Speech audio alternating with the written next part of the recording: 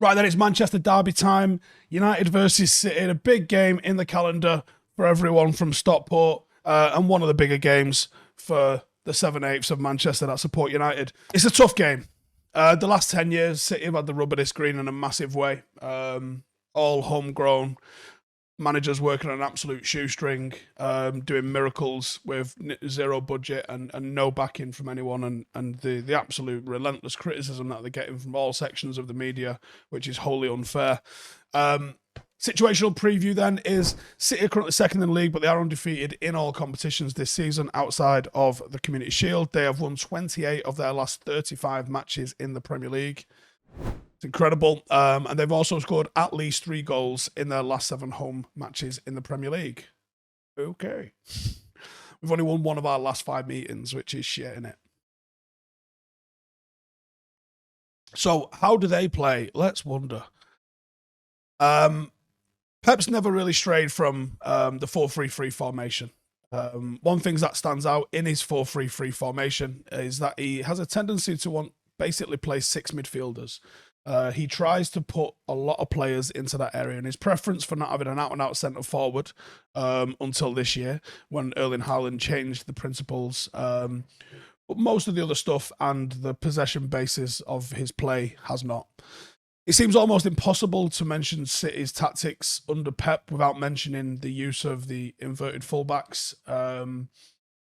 I really like a lot of what he does in this shape, and their natural starting position during the defensive phase allows them to just drift in field and a little bit higher up into central areas during the build-up and become auxiliary midfielders, if you like.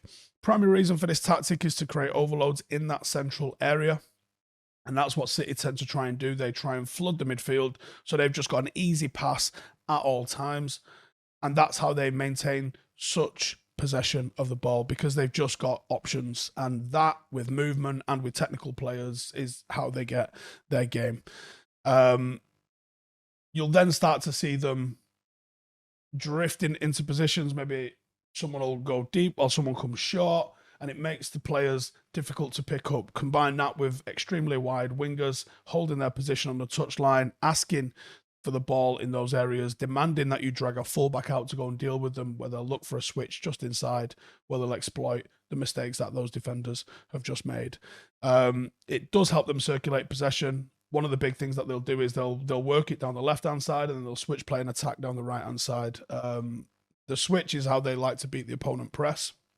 You see them do this a dozen times or more during a game. Cancelo being the more naturally talented one and a lot better at this than Kyle Walker, but Kyle Walker's still pretty capable of doing this.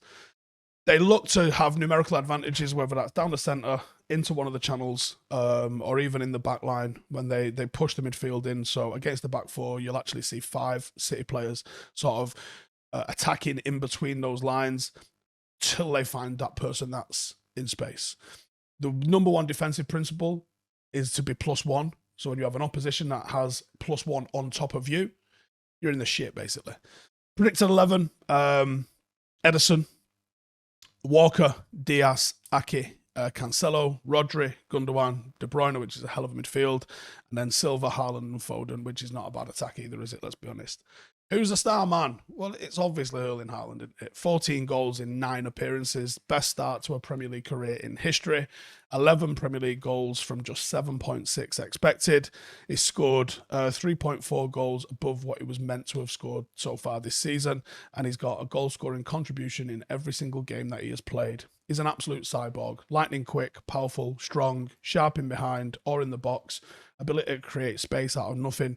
A fantastic touch for a player of his size. You typically expect them to be a little bit rougher, but he's got that sort of Zlatan element about him where it just sticks to him. And he can finish with his left, with his right, and with his head. The guy just shits goals.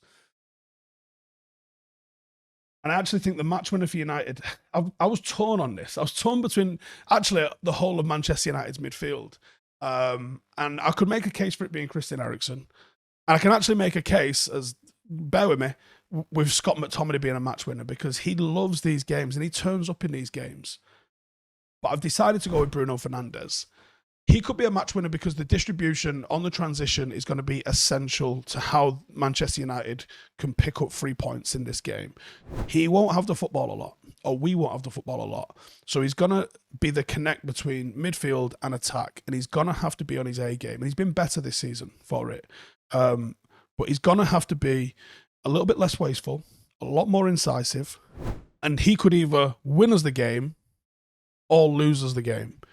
Because those final balls that come off him, if they're not into the right areas, teasing enough for our attackers to run onto, if they're too short, too long, too easy to intercept, the few occasions that United will get to counter-attack this City team will just be snuffed out.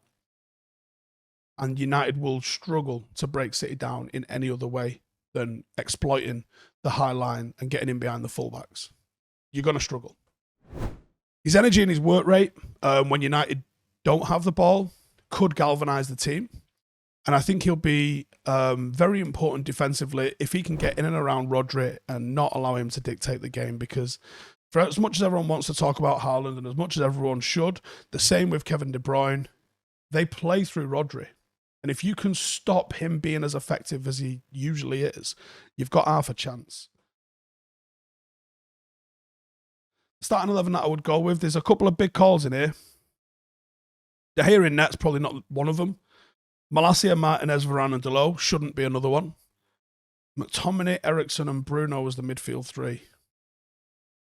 Yeah, put Casemiro on the bench. Only because I haven't seen it yet out of a Mini United shirt. We were just having a chat here in the office and I really, really want to put Casemiro in. I think he plays at least 30 minutes in this game, if not a half. But I got to go with what the lads were saying, which is I was arguing the opposite side of this, but I got to go with what the lads were saying, and I don't think his first start comes against City in the derby away.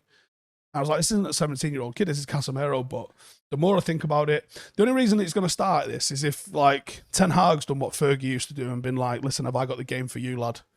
And he's just spent a month working on him to play in this game and, like, fucking absolutely destroy Kevin De Bruyne. If he's on the team sheet to start, we might have to get excited. The other one's dropping Ronaldo. He hasn't been good for club or country. And to be honest, you got to have people that are going to run in behind against Manchester City. That's the only way you're going to beat them. It's a pure attributes-based decision. Player of the month, Marcus Rashford starts if fit. Sancho, Anthony, Marcus Rashford down the centre. And we've got to run at Manchester City. Now, those three will run. Sancho likes it in between a little bit, but I think Anthony and Marcus can get behind this City defence and cause them some trouble. City have had more possession than their opponents in all 7 of their games this season. It will be the same against United. They have a much stronger, or we have a much stronger spine in the team now, so we should be able to defend a lot better when City do have the ball. We will be able to use players like Eriksen and Fernandes to be able to start attacks. A quick one-touch play should have a lot of quality into it, and the ball should be going in behind that City defence regularly once play gets broken up. Like I said, if Marcus is fit, if he's not fit, it's going to be Ronaldo. But if he's fit, he will be key in leading United's counter-attack, just as he was against Arsenal and just as he was against Liverpool. I think Sancho and Anthony as well are going to have to be vital, and I could expect any of that three to get us a goal, to be honest.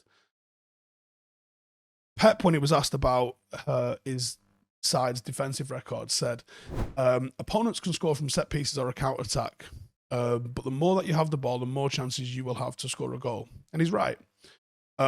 United have had success at the Etihad in recent years, and it's been because of scoring those ways. And that is how you break down Pep's teams. You hit them on a counter-attack and you try and rough them up at set pieces and you score on that. Ten Hag has got a project that is going to demand he eventually competes and combats the style of play that Manchester City have. City obviously have a very distinct style of play, a lot more distinct and ingrained than our own is right now. We obviously aren't there yet, brand new to the new manager, but we do have a team that has demonstrated so far this season it can play on the counter.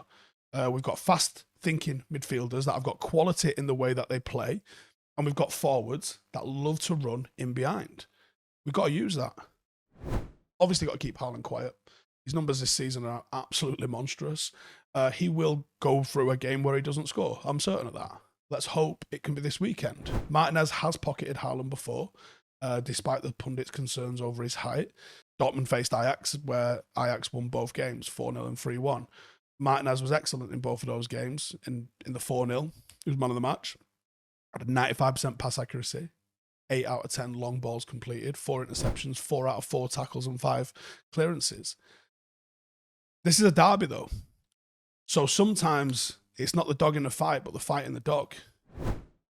And in Martinez, United have got a dog. And actually, in the likes of Bruno and McTominay, and Marcus in these games generally turns up. United have got a bit of dog about them.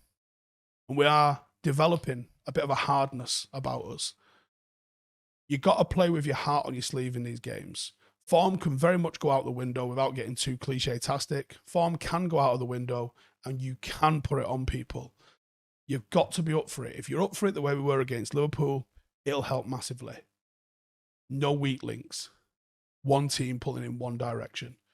We can do it. Fucking come on, United. Hey, thank you for watching the video. If you are new around these parts, then don't forget to subscribe. My channel is proudly supported by my community on Patreon. If you'd like to get a little bit of extra content, a Discord group, meetups, five-a-side games, weekly podcasts, behind the scenes, and even an occasional bit of transfer news as and when I get it, then for the price of a pint, you can show your appreciation for the content that we make and get some goodies for doing so as well. Check the link in the description or click the button right here. You'll also find all of my socials here too if you want to follow me on any of those platforms. Nice one.